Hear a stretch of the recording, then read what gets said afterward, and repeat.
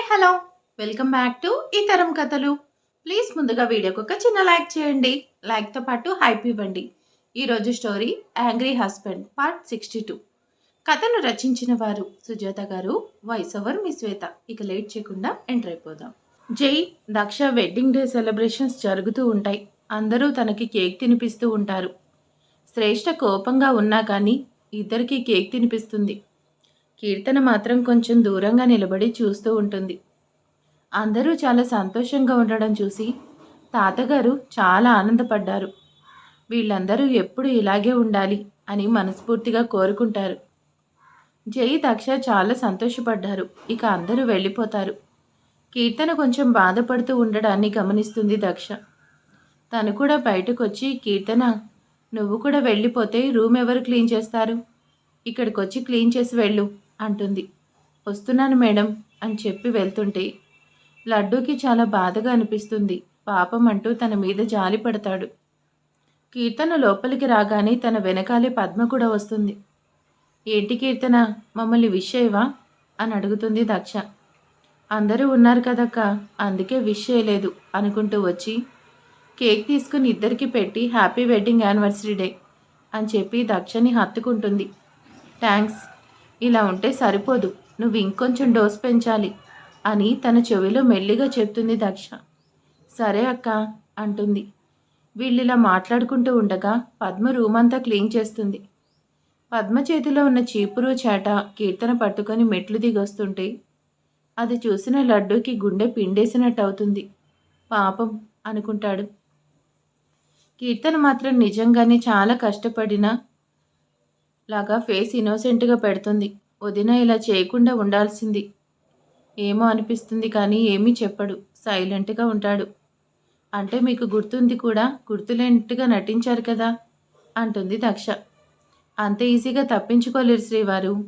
ఆ రోజు మీరు నన్ను కొట్టారు, అప్పుడే ఒక స్పెషల్ డే, అదేంటో ఇంకా చెప్పలేదు అంటుంది. నిజంగా ఆ రోజు ఏంటో జైకి తెలీదు. అంత స్పెషల్ డే అయినప్పుడు చెప్పచ్చు కదా, చెప్పకుండా ఎందుకున్నావు అంటాడు. తమరికి చెప్పాలని వచ్చాను, కానీ మీరు కొట్టిన చెంపదెబ్బకి భూగోళం అంతా కళ్ళ ముందు కనిపించి ఆ విషయాన్ని మర్చిపోయాను. మళ్ళీ ఇన్ని రోజులకి ఇప్పుడు గుర్తొచ్చింది అని నవ్వుతూ అంటుంది. అబ్బా అనుకుంటూ డోర్ క్లోజ్ చేసి వచ్చి తన దగ్గరికి తీసుకొని, ఏదో ఒకసారి పొరపాటున కొడితే ఎంత సాధిస్తున్నావేంటే? ఏంటి దగ్గరికి వస్తున్నారు? నాకు తెలుసు దక్ష డియర్, అందుకే గట్టిగా కాకుండా నెమ్మదిగా పట్టుకున్నాను. నువ్వు ఇబ్బంది పడేలాగా ఏది చేయను. ఆ మాట వినగానే దక్ష, లవ్ యూ శ్రీవారు, లవ్ యూ డియర్ అంటాడు. ఏమైంది అంటూ కంగారుగా అడుగుతాడు తన కళ్ళల్లో కనిపిస్తున్న కన్నీళ్లు చూసి. ఏం లేదు, అప్పుడే సంవత్సరం అయిపోయింది. ఈ సంవత్సరంలో ఎన్నో సంతోషాలు, కోపాలు, ఏడుపులు, చిన్న చిన్న అలకలు, బుజ్జగింపులు, సాధింపులు. అందరి మధ్యలో సంవత్సర కాలం ఎలా గడిచిపోయిందో కూడా అర్థం కాలేదు. అన్నింటికన్నా ఎక్కువగా మీ ప్రేమ, అది నాకు ఇంకా ఇంకా కావాలి అంటూ గట్టిగా హత్తుకుంటుంది దక్ష. ఏంటిది, ఎందుకు ఏడుస్తున్నావు? నా ప్రేమ నీకు కాక ఇంకెవరికి ఉంటుందిరా చెప్పు అని ప్రేమగా దగ్గరికి తీసుకుంటాడు. మరి రేపు మీ బేబీ వస్తే అప్పుడు నాకు స్పేస్ ఉంటుందా? పిచ్చిదానా, ఎంతమంది వచ్చినా నా మనసులో స్థానం ఎప్పటికీ మారదు. నేను అందరి దగ్గర ఎలా ఉంటానో నాకు తెలీదు, కానీ నీ దగ్గర మాత్రం నేను నాలాగే ఉంటాను అంటూ తన పెదవుల పైన చిరుముద్ర వేస్తాడు. జై చూపించే ప్రేమకి చలించిపోతుంది దక్ష. నేనేమీ ఏడవడం లేదు, సంతోషంలో కన్నీళ్ళు వస్తున్నాయి. ఇంతగా ప్రేమించే భర్త దొరకడం నా అదృష్టం కదా. కాదురా, తన భర్తతో పాటు ఫ్యామిలీని కూడా ఇంత ప్రేమగా చూసుకునే అమ్మాయి దొరకడం నా అదృష్టం అంటాడు జై. అలా ఇద్దరు ఒకరినొకరు హత్తుకుంటూ ఆ 2 క్షణాల పాటు మౌనంగా ఉంటారు. బాల్కనీలో ఉయ్యాల బల్ల మీద కూర్చుంటారు. జై గుండెల మీద తలపెట్టి, శ్రీవారు, రమ్య ఫోన్ చేసి పెద్దమ్మని ఫంక్షన్కి తీసుకొస్తున్నారా అని అడిగింది. ఆ విషయాలన్నీ తెల్లవారిగా చూద్దాంలే అంటూ తన భుజం చుట్టూ చేయి వేసి తన తల మీద పెదవులానించి చల్లగాలిని ఆస్వాదిస్తూ దక్ష ప్రేమలో మునిగి తేలుతున్నాడు జై. తెల్లవారిన తర్వాత రెడీ అయ్యి, మ్యారేజ్ డే కదా, బయటికి వెళ్దామా అని అడుగుతుంది. సరే వెళ్దాం అని చెప్పి జై కూడా ఫ్రెష్ అయి వస్తాడు. ఎక్కడికి వెళ్తున్నాం అని అడుగుతుంది దక్ష. నీ ఇష్టం, నువ్వెక్కడికి తీసుకెళ్ళమంటే అక్కడికి తీసుకెళ్తాను దక్ష డియర్ అంటాడు. ఇద్దరూ కలిసి కిందకొస్తారు. మీరు బ్రేక్ఫాస్ట్ చేస్తూ ఉండండి, మేం బయటికి వెళ్ళొస్తాం అంటారు. ఈలోగా సౌమ్య దగ్గర నుంచి ఫోన్ వస్తుంది. వీడియో కాల్ చేసి తనతో అందరూ మాట్లాడతారు. అన్న వదినకి వెడ్డింగ్ డే విషెస్ చెప్తుంది. ఆ తర్వాత రమ్య, ఐశ్వర్య కూడా ఫోన్ చేసి మాట్లాడతారు. అందరితో మాట్లాడి ఇద్దరు కారులో బయలుదేరతారు. శ్రీవారు, నేను ఒకటి అడుగుతాను, మీ కోపం రాదు కదా అంటుంది. ఏంటో అడుగు అంటాడు. నిజంగా కోపగించుకోకూడదు. అబ్బా, చెప్తున్నాను కదా, నాకు నీ మీద కోపం రాదు, ఏం కావాలో అడుగు అంటాడు. పెళ్ళైన తర్వాత ఫస్ట్ టైం అడుగుతున్నాను అనుకోండి, ఇష్టం లేకపోతే వదిలేయండి, అంతేగాని కోపగించుకోకూడదు అని చాలాసార్లు అడుగుతుంది. ఏంట్రా ఇన్నిసార్లు అడుగుతున్నావు, విషయం ఏంటో చెప్పు. నేను నీ ఇష్టం కాదు అనను, ఏమీ అనుకోను అని చెప్తాడు. ఇవాళ మన పెళ్లి రోజు కదా. అవునరా, ఏం కావాలో అడుగు, ఈరోజు నువ్వేమడిగినా ఓకే. దక్ష కొంచెం భయపడుతూనే అడగాల వద్దా అని ఆలోచిస్తూ ఉంటుంది. నిజం చెప్తున్నాను, నేనేమీ అనను, ఏంటో అడుగు. అది మనం ఇద్దరం కలిసి గుడికి వెళ్దాం అని అడుగుతుంది. అడగకూడదు అనుకుంటూనే అడిగేసింది. ఆ మాట వినగానే బ్రేక్ వేసి కారు ఆపాడు జై. తన వైపు చూస్తాడు. దక్ష ఆ మాట అడిగి ఎలాగో తన కోపం వస్తుంది కదా అని గట్టిగా కళ్ళు మూసుకుని ఉంటుంది. తనకి నిజంగానే కోపం వస్తుంది. తన భుజం పట్టుకొని కదిలిస్తాడు. ఇది తప్ప ప్రపంచంలో ఇంకేదైనా అడుగు, తీసుకొచ్చి నీ పాదాల దగ్గర పెడతాను అంటాడు. ఆ మాటకి దక్ష చాలా డిసప్పాయింట్ అవుతుంది. అంటే పెళ్లి రోజు కదా, దేవుని దర్శనం చేసుకుందామని. ప్రతి దానిలో నువ్వు దేవుణ్ణి చూస్తావు, కానీ నేను ప్రతి పనిని దైవంగా భావించి చేస్తాను. అందుకే నేను గుడికి రాను, దేవుణ్ణి నమ్మను. ఇక ఎప్పుడు మన మధ్య ఈ టాపిక్ నడవకూడదు. సరే అంటుంది. నాకు వచ్చిన కోపానికి ఇప్పుడు కూడా ఒకటి కొడదామనుకున్నాను. ఇక్కడ అమ్మ ఉంది అని తన బంప్ మీద చేయిపెట్టి చెప్తాడు. ఈ టైంలో అలా చేయకూడదు అని ఆగాను. ఇంకోసారి గుడి, దేవుడు, దైవం, పూజలు, యజ్ఞాలు, వ్రతాలు అనే టాపిక్ నా దగ్గర తీసుకురాకూడదు, అర్థమైందా? నన్నేమీ అనను అన్నారు, ఇప్పుడు అరుస్తున్నారు అంటుంది అలిగినట్టు ఫేస్ పెట్టి. అలా అన్నాను కాబట్టే నార్మల్గా మాట్లాడుతున్నాను, లేకపోతే రియాక్షన్ ఇంకోలా ఉండేది అంటూ కార్ స్టార్ట్ చేసుకొని దక్ష వాళ్ళ అమ్మ వాళ్ళ ఇంటికి తీసుకెళ్తాడు. జై కోపాన్ని చూసి దక్ష కూడా సైలెంట్ అవుతుంది. దిగు, లోపల మీ అమ్మా నాన్న ఉంటారు, వాళ్ళ కాళ్ళకి దండం పెట్టి ఆశీర్వాదం తీసుకో, నేను కూడా వస్తాను. తల్లిదండ్రుల కన్నా గొప్ప దైవం ఈ ప్రపంచంలో ఎవరూ లేరు. వాళ్ళ ప్రేమకి ఏదీ సాటి రాదు. ఇక పిచ్చి పిచ్చి ఆలోచన మానుకో అంటూ తన చేయి పట్టుకొని లోపలికి తీసుకెళ్తాడు. తొందరగా రండి, ఇవాళ అమ్మాయిది అల్లుడు పెళ్లి రోజు, మనం వెళ్ళకపోతే ఏం బాగుంటుంది. మీరు రాకపోతే మేమే వస్తాం అని లోపలికి వచ్చి అంటాడు జై. కూతుర్ని అల్లుడిని చూడగానే అరుణ, చంద్రశేఖర్ సంతోషపడతారు. లోపలికి వెళ్ళి స్వీట్ ఇచ్చిన ఇద్దరికీ తినిపించి ఇద్దరికీ పెళ్లి రోజు శుభాకాంక్షలు చెప్తారు. ఇద్దరు వాళ్ళ కాళ్ళకి దండం పెట్టి ఆశీర్వాదాలు తీసుకుంటారు.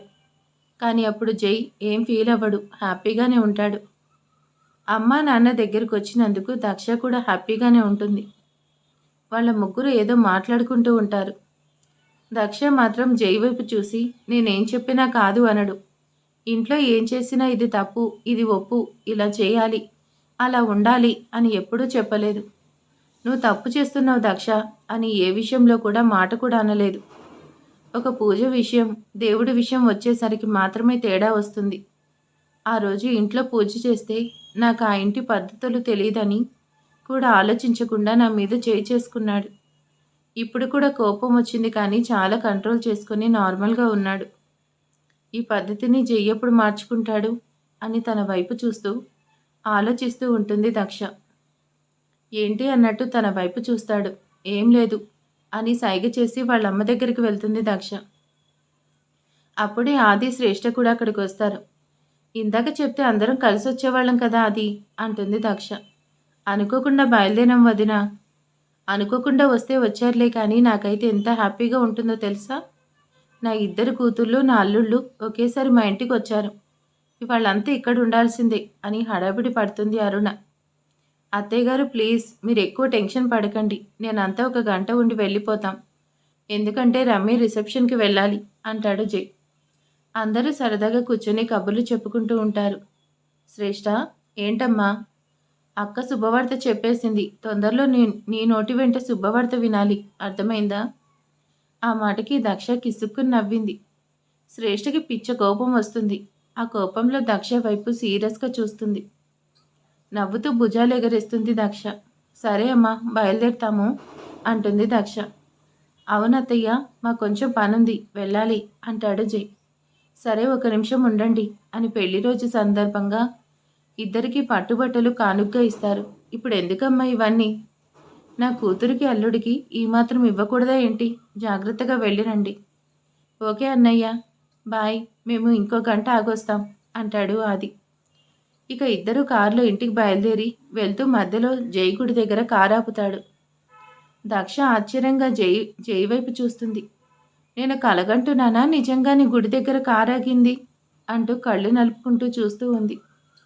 నువ్వు నన్ను ఎప్పుడు ఏదీ అడగలేదు. ఒకవేళ ఏదైనా అడిగినా అది ఇంట్లో పూజ చేస్తాను అని గుడికి తీసుకెళ్ళమని మాత్రమే అడిగావు. నేను రాను. నీకు గుడన్నా దేవుడన్నా చాలా భక్తి, ఇష్టం కూడా. అందుకే నువ్వు వెళ్ళి దండం పెట్టుకొనిరా అంటాడు. దక్ష ఆశ్చర్యంగా మీరేనా ఇలా మాట్లాడేది అంటుంది. నేను ప్రేమించే నా భార్య కోసం ఒక మెట్టు దిగి వచ్చాను, వెళ్ళి దండం పెట్టుకొనిరా అంటాడు. మరి అదే భార్య కోసం ఒక 10 మెట్లు ఎక్కి గుడి లోపలికి రావచ్చు కదా అంటుంది. జై సీరియస్గా చూడడంతో సైలెంట్ అవుతుంది. తనని గుడికి వెళ్ళమన్నాడు అనే సంతోషంలో దక్ష కారు దిగి గోపురానికి కనిపిస్తున్న అమ్మవారికి దండం పెట్టుకొని వెళ్దాం పదండి అంటుంది. నేను నిజంగా చెప్తున్నాను, నువ్వు లోపలికి వెళ్ళు అంటాడు జై. చూడండి శ్రీవారు, అసలు దేవుడి మాట ఎత్తితేనే కొడతారు. అలాంటి గుడి దాకా తీసుకొచ్చాను. నన్ను కూడా దేవుడికి దండం పెట్టుకోదని వార్నింగ్ ఇచ్చారు. ఇంకొంచెం ముందుకు వెళ్ళి కొట్టారు కూడా. కానీ ఇప్పుడు మీరు నన్ను గుడికి వెళ్ళమంటున్నారు. ఇంకొక సంవత్సరం ఆగితే ఇద్దరం కలిసి వెళ్దాం. అప్పటిదాకా అమ్మవారికి నమస్కారం చాలు అంటుంది. అమ్మ దుర్గామాత, నేను నా భర్తతో కలిసి గుడిలో అడుగు పెడతాం అనుకున్నాను. కానీ తనేమో గుడి దాకా వచ్చాడు కానీ లోపలికి రానని బెట్టు చేస్తున్నాడు. పతియే ప్రత్యక్ష దైవం కదా, అందుకని తన మాటని కాదు అని నేను లోపలికి రాలేను. తప్పుగా అనుకోకుండా ఆశీర్వాదాలు నాకు ఇవ్వు అని దండం పెడుతుంది దక్ష. నాకు అస్సలు బుద్ధి లేదు. వెడ్డింగ్ డే కదా, నేను బాధ పెట్టడం దేనికని? గుడికి వెళ్ళమని ఆపితే లోపలికి వెళ్లకుండా నన్ను కూడా వచ్చే సంవత్సరం తీసుకొని లోపలికి వెళ్తాను అంటావా? గుడి దాకా తీసుకురావడానికి సంవత్సరం పట్టింది. లోపలికి రావడానికి ఎక్కువ టైం పట్టదు శ్రీవారు అని నవ్వుతూ చెప్తుంది. నాకు పిచ్చి పట్టేలాగా చేస్తున్నావు కదా అని సీరియస్గా కార్ స్టార్ట్ చేస్తాడు. అమ్మా దుర్గామాత, గుడి దాకా వచ్చి లోపలికి రాలేదని కోపం పెట్టుకోకు. ఏదో ఒకరోజు నా భర్తతోనే కలిసి నీ గుడికి తప్పకుండా వస్తాను అని ఓరగా జై వైపు చూస్తూ భక్తిగా దండం పెడుతుంది. ఇలాంటి పిచ్చి మొక్కలు మొక్కకు, ఆ తర్వాత అవి తీరలేదని ఎక్కువ బాధపడతావు అంటూ ఫాస్ట్గా డ్రైవ్ చేస్తూ ఉంటాడు. నేను బాధపడితే నీకేంటి అని జై భుజం మీద చేయి వేసి అడుగుతుంది. మీరు చెప్పిన పని చేస్తున్నాను కదా. నువ్వు బాధపడినా ఏడ్చినా నాకు నచ్చదు. నువ్వెప్పుడూ హ్యాపీగా ఉండాలి, నవ్వుతూ నవ్విస్తూ అందరితో సరదాగా గడపాలి. అప్పుడప్పుడు నాతో బెట్టు వేయాలి, నువ్వు ఓడిపోవాలి. ఒకవేళ గెలిచినా నేను ఒప్పుకోకూడదు. నువ్వు ఐస్ క్రీమ్ తినాలి, ఆ వంక పెట్టుకొని నీతో ముద్దుగా గొడవ పడాలి. నేను అలగాలి, నువ్వు బుజ్జగించాలి, లాలించాలి. నువ్వు పుట్టింటికి వెళ్తానని గొడవ చేయాలి. ఏదో ఒక రకంగా నిన్ను వెళ్లకుండా ఆపాలి. మనకు పుట్టబోయే మా అమ్మ నాన్నతో మనమిద్దరం ఎప్పుడూ హ్యాపీగా ఉండాలి. నువ్వు అలా ఉంటేనే నాకు ఇష్టం. నువ్వు హ్యాపీగా ఉంటే ఇంకా ఇష్టం అంటూ చాలా ప్రేమగా చెప్తాడు జై. జై చెప్తున్నప్పుడు అంతసేపు రెప్పవేయకుండా చూసి ఆ మాటలన్నీ విని శ్రీవారు మీరేనా అంటూ ఆశ్చర్యపడుతుంది. పర్వాలేదు, నా గురించి చెప్పడానికి సంవత్సరం కాలం పట్టిందన్నమాట. ఇలాంటి మాటలు రోజు చెప్తే బోర్ కొడుతుంది డియర్. అప్పుడప్పుడే చెప్పాలి. పైగా ప్రేమ అనేది ప్రతి క్షణం చెప్పాల్సిన అవసరం లేదు. మన చేతులతో చూపిస్తే చాలు అంటూ తన భుజం చుట్టూ చేయి వేసి దగ్గరికి తీసుకుని గుండెలకు హత్తుకున్నాడు. జై చూపించే ప్రేమకి తడిసి ముద్దవుతుంది దక్ష. తనకి కూడా చాలా హ్యాపీగా అనిపించింది. ఇంకా గట్టిగా జైని పట్టుకుంది.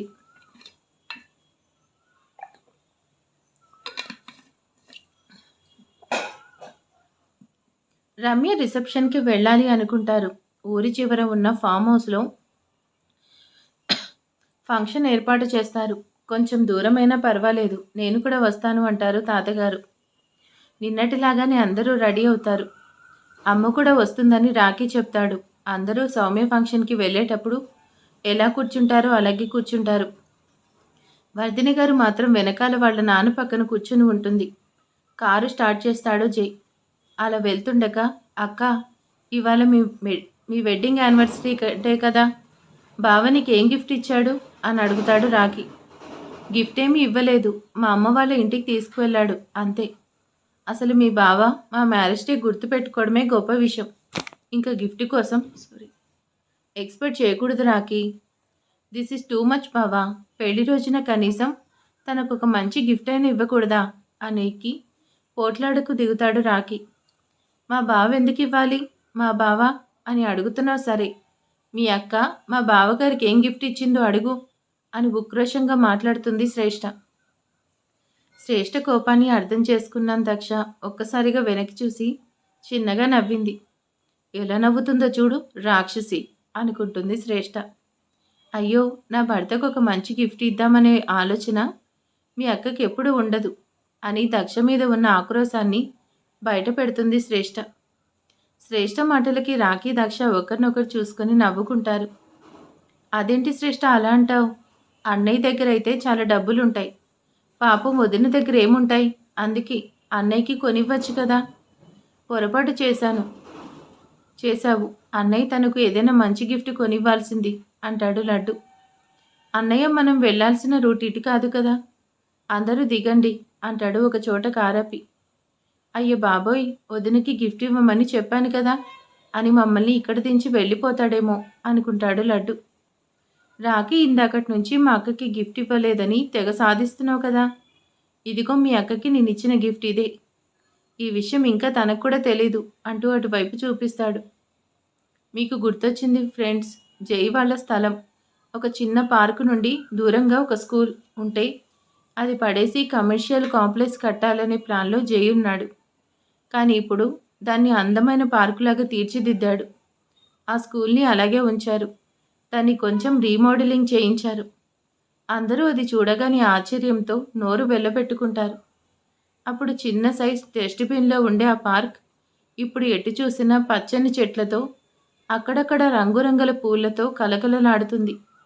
పైగా చాలా నీట్గా కూడా ఉంది. వావ్, ఎంత బాగుందో అనుకుంటూ లోపలికి వెళ్తూ చాలా బాగుందన్నయ్య అని పొగుడుతూ చుట్టూ చూస్తూ ఉంటారు. ఆ రోజు నేను మాట వరుసకి తాతయ్యతో దాన్ని అలాగే ఉంచితే పెద్దవాళ్ళు వెళ్ళి వాకింగ్ చేస్తారు, చిన్నవాళ్ళు ఆడుకుంటారు, అందరికీ మంచి ఆక్సిజన్ అందుతుంది అని చెప్పాను. నేను అలా ఇష్టపడుతున్నానని తెలిసి దాన్ని నా పేరు మీద పెట్టడమే కాకుండా నేను చెప్పినట్టుగా పార్కుని చాలా అద్భుతంగా తీర్చిదిద్దాడు జై. నా కోసం కోట్ల విలువ చేసే స్థలాన్ని కాంప్లెక్స్ కాకుండా పార్కుగా మార్చేసరికి కన్నీళ్లు ఆగట్లేదు దక్షకి. అక్కడ అందరూ ఉన్నారు అని కూడా చూడకుండా ఫాస్ట్గా వెళ్ళి జైని గట్టిగా హత్తుకుంటుంది. థ్యాంక్ యూ శ్రీవారు, నాకు చాలా హ్యాపీగా ఉంది. ఇప్పుడు నేను చెప్పిన మాట అని గుర్తుపెట్టుకొని ఇంత చేశారా, దీని గురించి మీరు నాకెప్పుడూ చెప్పలేదు అంటూ సంతోషంతో కన్నీళ్లు పెట్టుకుంటుంది దక్ష. శ్రేష్ఠ మాత్రం గట్టిగా క్లాప్స్ కొట్టి నువ్వు చాలా గ్రేట్ బావా, దానికోసం ఏ పని చేయడానికైనా రెడీగా ఉంటావు, నిజంగా మా అక్క చాలా అదృష్టవంతురాలు బావా అంటూ మనస్ఫూర్తిగా నవ్వుతూ మరొకసారి ఇద్దరికీ పెళ్లి రోజు శుభాకాంక్షలు చెప్తుంది శ్రేష్ఠ. కొంచెం దూరంగా ఉండు బావా, అసలే పెళ్లి కావలసిన చిన్నోణ్ణి, నా ముందే మీ ఇద్దరు ఇలా చేస్తే నాకు పిచ్చి పిచ్చి ఆలోచనలు వస్తాయి. ఆ మాటకి అందరూ నవ్వుతారు. దక్ష జైని వదిలిపెట్టి దూరం జరుగుతుంది. పార్కుని అలాగే ఉంచి ఇంకా నీట్గా చేయడంతో అందరూ అభినందిస్తారు జైని. ఇంకొక రోజు తీరిక చేసుకుని ఇక్కడికి వద్దాంలే పదండి అని బయలుదేరి ఫంక్షన్కి వెళ్తారు. అర్జున్ వాళ్ళ ఫ్యామిలీ కూడా వీళ్ళని చక్కగా రిసీవ్ చేసుకుంది. వీళ్ళ మ్యారేజ్ డే అని పెద్ద కేక్ తెప్పించి అక్కడే కట్ చేయమని చెప్తుంది. అర్జున్ వాళ్ళ రిసెప్షన్ ఫంక్షన్లో జై, Daksha first wedding anniversary celebrate చేసుకుంటారు. అందరూ చాలా హ్యాపీగా ఉంటారు. సో మరి ఇక తర్వాత ఏం జరగబోతుందో నెక్స్ట్ పార్ట్లో చూద్దాం. Thank you for watching.